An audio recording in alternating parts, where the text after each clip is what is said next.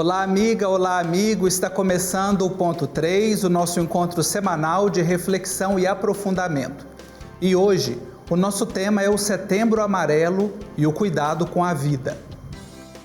Desde 2014, a Associação Brasileira de Psiquiatria, em parceria com o Conselho Federal de Medicina, organiza nacionalmente o Setembro Amarelo. O dia 10 deste mês é, oficialmente, o Dia Mundial de Prevenção ao Suicídio, mas a mobilização acontece durante todo o ano. E este é um assunto que precisa ser falado durante todo o ano.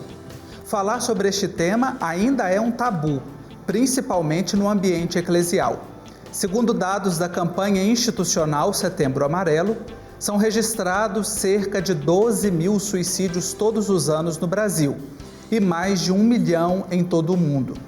Trata-se de uma triste realidade, que registra cada vez mais casos, principalmente entre os jovens. Cerca de 96,8% dos casos de suicídio estavam relacionados a transtornos mentais. Como entender essa realidade e como ajudar? Para a gente conversar sobre este assunto, eu recebo de forma remota Lício de Araújo Vale, é padre na Diocese de São Miguel Paulista, em São Paulo, educador e palestrante, qualificado em suicídio e automutilação pela Unipar, já ministrou cursos e palestras sobre suicídio no Brasil e no exterior. Atualmente é pároco da Paróquia Sagrada Família de Vila Praia, em São Paulo, e membro da Associação Brasileira de Estudos e Prevenção ao Suicídio, membro da Sociedade Internacional de Profissionais da Prevenção e Tratamento ao uso de substâncias. Padre Lício, muito obrigado pela sua presença, me sinto muito honrado em tê-lo aqui para a nossa conversa. Olá, Marcos Túlio, uma alegria imensa para mim estar com você também, com a Maria Clara e com todos vocês que nos acompanham para a gente falar sobre esse tema tão importante que é a campanha do Setembro Amarelo e a questão da saúde mental e da prevenção ao suicídio. Obrigado pelo convite. Eu agradeço a Maria Clara Lira Bezerril, ela é psicóloga, especialista em saúde mental, psicopatologia e atenção psicossocial e autossugestão feminina. Maria Clara, também me alegro em tê-la aqui no nosso Ponto 3. Bem-vinda. O prazer é todo meu. Espero contribuir com um tema assim, que é tão importante, como já falou o Padre Lício, né? Precisamos falar sobre esse tema que por tanto tempo foi tabu. Nós precisamos salvar vidas. Muito obrigado. Padre Lício e Maria Clara fazem parte do Instituto Influir, que ajuda, acompanha, ampara as pessoas também no cuidado da saúde mental, a preservação da vida. E eu quero começar a nossa conversa, logo no início, na introdução, eu apresentei alguns dados e nós temos um percentual muito expressivo que está relacionado a transtornos mentais e que levam ao suicídio, né, à retirada da própria vida. Padre Lício, que transtornos são esses e como é que a gente pode identificá-los? A grande maioria dos transtornos mentais que estão ligados ao suicídio são a depressão. Atenção, eu não estou falando que toda pessoa que sofre de depressão tem risco de suicídio. Estou dizendo que a depressão é um dos transtornos que pode desencadear, se não tratada, em comportamento suicida. Então, depressão, esquizofrenia, transtorno bipolar.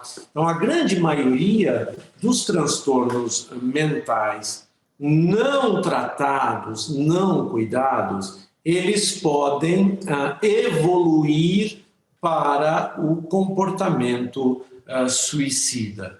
E depende muito do tipo de transtorno, né? Por exemplo, na depressão você tem sinais muito claros, né? Na depressão, vamos chamar assim, clássica, a pessoa deprime, entristece, muda seus comportamentos, né? Por exemplo, no transtorno bipolar, a gente identifica porque a pessoa tem alterações de humor. Então, uma hora ela está eufórica, feliz, outra hora ela está mais deprimida, mais triste e tal. Na esquizofrenia, por exemplo, há uma certa perca da noção de realidade. A pessoa começa a ter alguns delírios, enfim. Então, esses são os mais, digamos assim, mais populares ou mais comuns para a gente poder identificar. Mas a grande maioria dos estudos mostra que a maioria das pessoas que atenta contra a própria vida tem um transtorno mental diagnosticável. É importante o senhor trazer esse dado para nós da depressão e essas outras duas, a esquizofrenia e o transtorno bipolar, como esses mais frequentes, porque a depressão, inclusive dados da Organização Mundial de Saúde, afirmam que uma em cada 5 pessoas no mundo sofrem de depressão. E no Brasil, somente aqui no Brasil, nós temos mais de 11 milhões de pessoas diagnosticadas com essa doença. Então, certamente nós temos alguém perto de nós que convive com a depressão. Então, eu queria ouvir da Maria Clara, que é psicóloga também, um pouquinho, né? A gente aprofundar um pouquinho na depressão, nessa doença mental. Que sintomas que ela manifesta? Quem está por perto? Como é que pode sentir alguém que está depressivo, deprimido? Isso, o que o Lício fala, né, vem trazendo, é muito real. Os dados apontam que 95% das pessoas que tentam ou que cometeram o ato, né, do suicídio, elas tinham como base um transtorno, né, diagnosticado. E aí eu ainda acrescento, dentre esses transtornos, eu acrescento o transtorno de personalidade. Mas, como você vem trazendo a depressão, ela pode estar dentro desse transtorno de humor, que a gente chama, que pode estar dentro do transtorno bipolar de humor, mas pode ser também um transtorno depressivo, geralmente aquele transtorno depressivo maior. E aí ela vem apresentando diversos sintomas. Se a gente tem a depressão dentro do transtorno bipolar de humor, a gente precisa ficar atento, né? Porque pode ser aquelas pessoas que às vezes a gente olha e fala assim: nossa, mas ela estava tão bem, mas ela estava sorrindo, saiu para comprar coisas, enfim, estava alegre, e de uma hora para outra aconteceu. E aí, geralmente, é essa alteração em que a pessoa pode estar num estado de mania, né, e cai para um estado depressivo, onde comete o ato ou tenta o ato. Já na depressão maior, geralmente são aquelas pessoas que trazem aquele humor mesmo deprimido, né? Geralmente são pessoas que aumentam de peso, né, de uma forma mais rápida, não têm vontade de sair, se isolam. São pessoas que muitas vezes passam vários dias sem se assear, sem tomar banho, enfim, apresentam comportamentos de esquiva, de isolamento. E é importante a gente ficar atento a essas mudanças comportamentais, porque eu falo muito, o suicídio ele não é uma escolha, na verdade ele é um ato impulsivo, né, que leva a pessoa em um ato desesperado a tentar aquilo, né, e por ser um ato impulsivo, a gente tem como, né, esse ato impulsivo geralmente ele dura em torno de, como transtorno de pânico, uns 15 minutos ali. Se você está atento àquela pessoa, você pode salvar uma vida, né, você pode dar apoio e mostrar para essa pessoa que ela não está sozinha e que ela pode ter ajuda. Nós estamos convivendo há mais de um ano com a pandemia de coronavírus. Já está se arrastando 1 ano e meio. A pandemia, Padre Lício, ela agravou a situação das doenças mentais e desses comportamentos suicidas? Inegavelmente, Marcos Túlio, assim, a pandemia, ela potencializou, digamos assim, esses transtornos. Eu costumo brincar, eu digo assim, que todos nós fomos impactados emocionalmente pela pandemia, todos, em maior ou menor escala, porque há 1 ano atrás, nenhum de nós imaginava estar vivendo o que está vivendo hoje. Então, claro, o isolamento social, a falta do abraço, a falta do toque. Nós como povo brasileiro, né? O povo brasileiro é um povo muito de toque, um povo muito afetivo, né?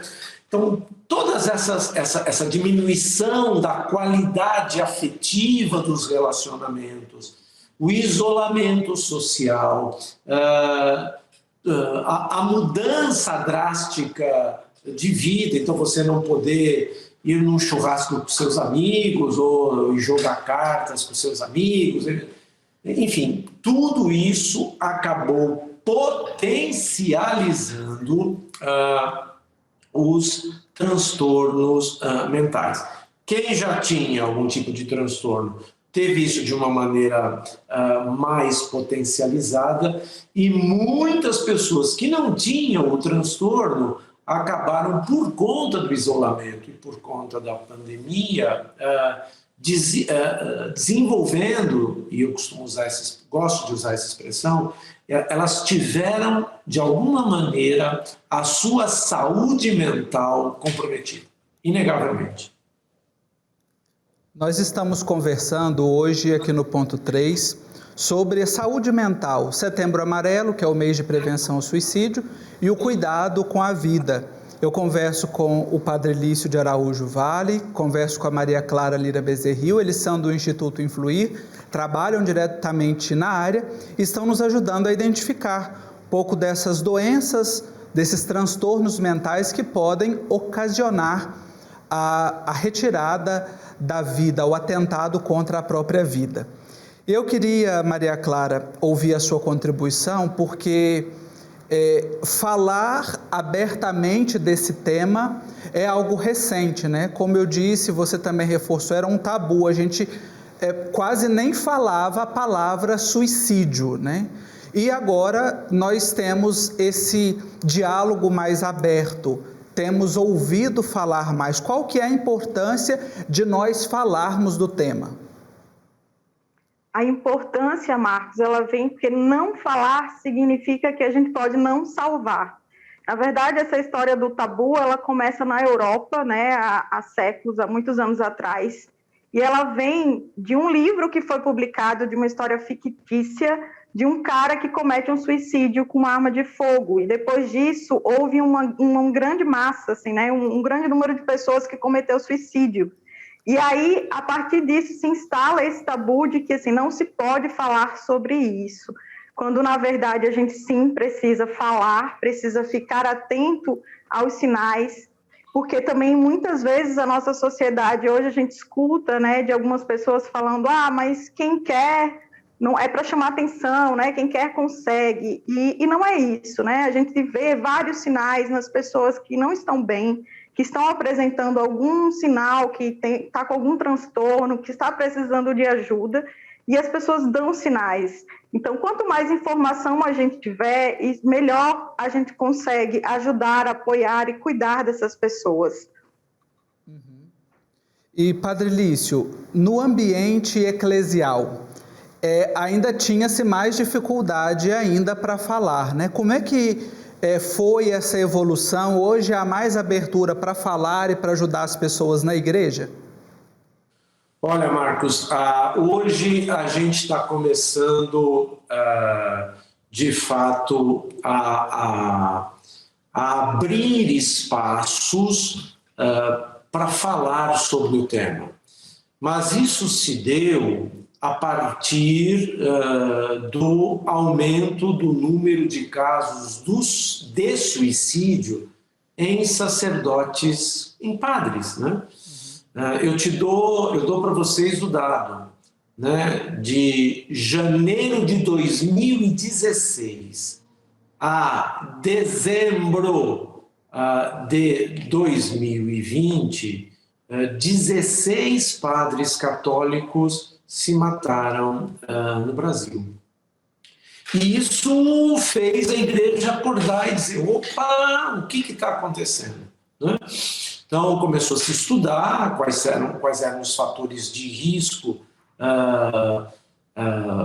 para, sobretudo, os sacerdotes, né? E aí se chegou à conclusão, só para concluir o raciocínio, né, que nós padres muitas vezes cuidamos muito dos outros, mas cuidamos muito pouco de nós mesmos. E esse fenômeno, vamos dizer, do suicídio de sacerdotes, aliado à campanha do Setembro Amarelo, aliado à campanha, a essa mobilização, eu vou dizer assim, nacional de prevenção ao suicídio, fez que no ambiente eclesial, então, se começasse a estudar e a se falar, por exemplo, houve vários cursos, hoje há vários cursos, por exemplo, de reciclagem dos presbitérios, né, sobre a questão do fenômeno do suicídio, a síndrome de Burnout, enfim.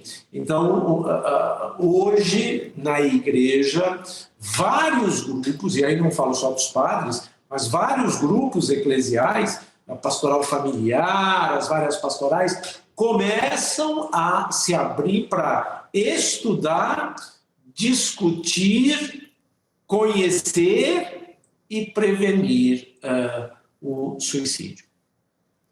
3 verbos importantes que o Padre Lício destacou aqui para nós agora, para nos ajudar nesse processo de descoberta e identificação para salvar vidas, como disse a Maria Clara. O não falar significa não salvar.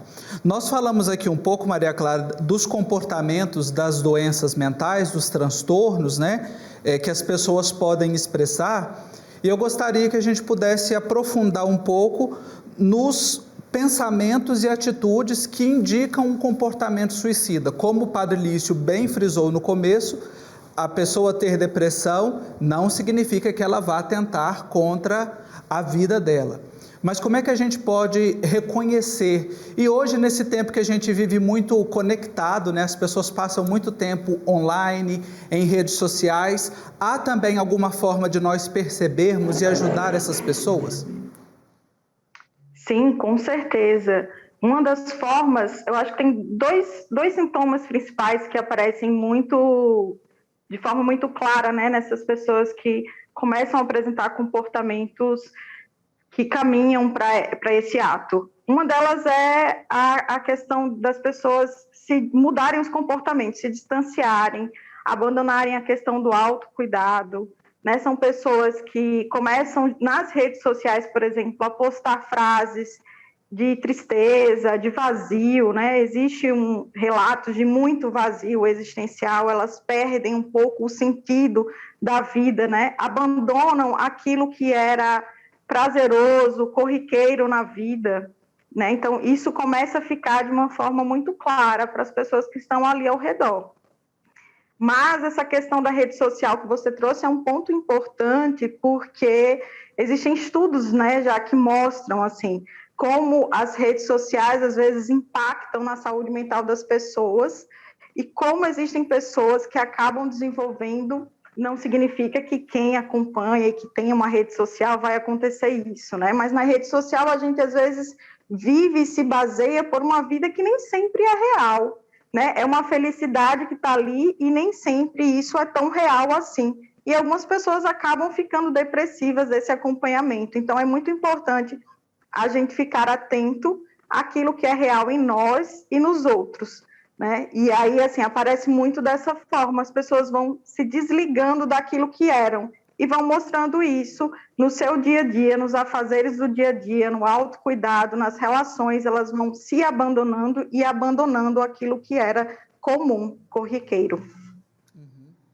Padre Lício, qual que é a melhor forma da gente abordar uma pessoa que apresenta algum sintoma desse ou que esteja passando por algum transtorno mental, com alguma dificuldade, né? Que às vezes nós temos o receio de vir, mas prefere ficar ali no cantinho porque também não sabe como fazer e não sabe como ajudar essas pessoas. Qual é a melhor forma da gente agir? 3 atitudes, Marcos, podem prevenir um suicídio. Primeiro, como a Maria Clara já falou, identificar os riscos. Então, ficar atento. As pessoas falam, né? Falas diretas, eu quero morrer, eu vou me matar, eu não aguento mais isso, né? E frases indiretas, né? Se isso acontecer de novo, eu acabo com tudo, eu estou pensando em fazer uma grande besteira.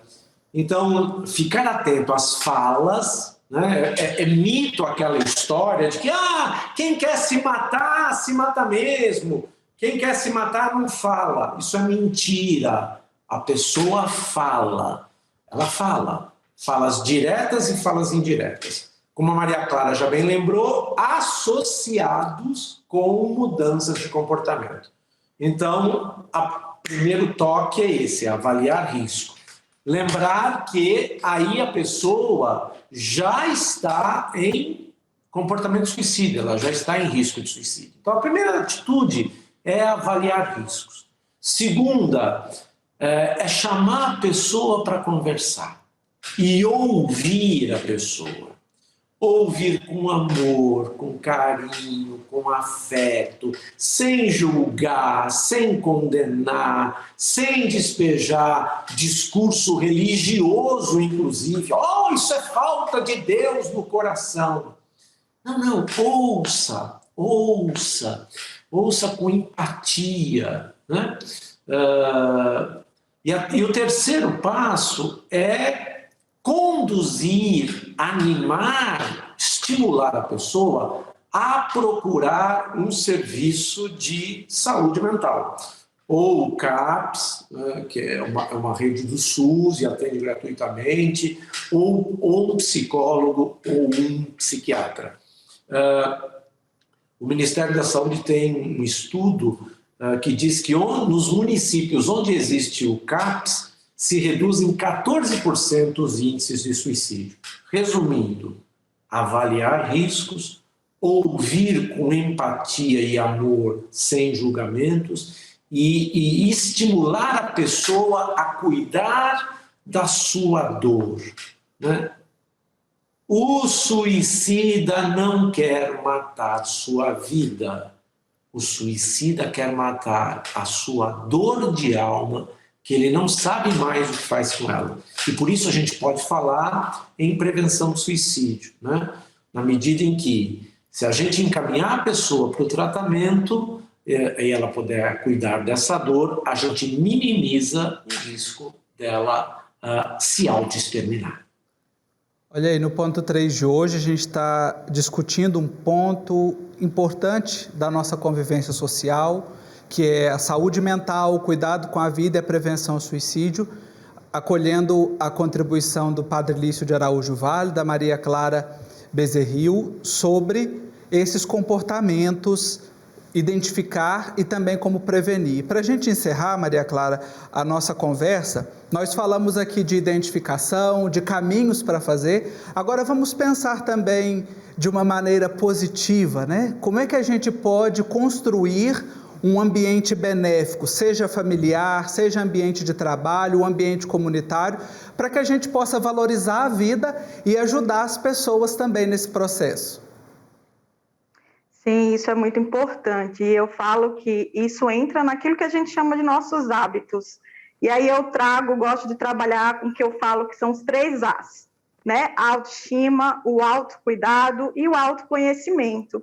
Como o Padre Lício bem falou, a gente falou de coisas, a gente falou de sintomas, de quando já se identifica um ato, né, uma tentativa, um ato suicida. Mas antes disso, a gente pode prevenir com hábitos saudáveis. Então, assim, você se conhece, né? Você sabe quem é você?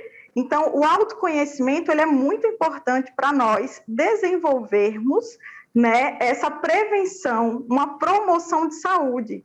Né? Se conhecer, ter aquela habilidade de saber reconhecer as nossas emoções, os nossos pensamentos, os nossos comportamentos, né? Adquirir hábitos de autocuidado. Então, a gente pode muito bem trabalhar as nossas emoções, né? Anotando, porque muitas vezes a gente vive nessa correria do dia a dia e a gente não para prestar atenção em nós mesmos, né? Não para nos exercitarmos, não só né, do corpo, mas da mente, no sentido de refletir sobre como nos sentimos em determinadas situações, por que nosso comportamento foi do jeito que foi em determinada situação, como eu me senti ali, anotar, refletir, pensar, né, desenvolver essa autoestima, que nada mais é do que assim, eu aceito, né, esse jeito que eu tenho, se eu não me aceito, o que está aqui me incomodando, como eu posso melhorar?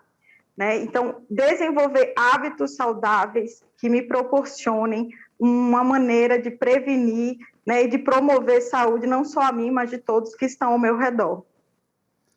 Isso aí, vamos juntos construindo uma sociedade mais saudável, pessoas saudáveis para viver nesse ambiente, com amor à vida, com cuidado, com empatia.